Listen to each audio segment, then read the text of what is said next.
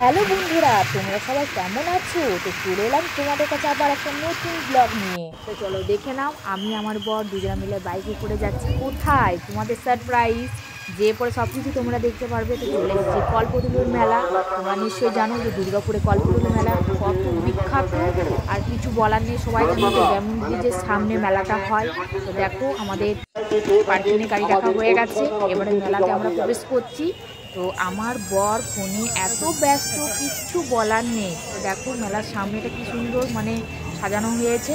তো দেখো আমার বর তো ফোনে ব্যস্ত। আস্তে আস্তে আস্তে আস্তে আমরা যাচ্ছি। যা মেলার ভিড়, আমি বলছি আমাকে ধরে করে নিয়ে চলো, যেটা হারিয়ে যায় আর খুঁজে পাবো না। বলছি না না, কিছু হবে না গো, এত ভিড় নেই। তো দেখো ফাইনালি আমরা মেলার ভেতরে প্রবেশ করে নিয়েছি। লোককে লোক, কিছু বলার নেই। আর তারপরে জুতোর দোকানে চলে এসেছি। এখানে সব রকম জিনিসপত্র পাওয়া যায়, কেউ যদি কিছু না পাও সব কিছুই পাবে।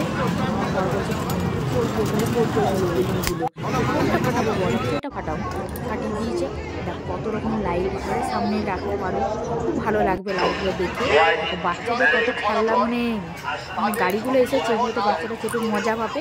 দেখো অনেক কিছু জিনিস রয়েছে। তারপরে আমি ফাটিয়ে নিলাম বেলুন, করে বেলুন ফাটিয়ে নিলাম। আমার তো খুবই ভালো লাগলো।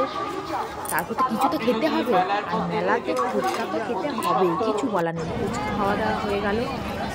তারপরে খেয়েছি রোল।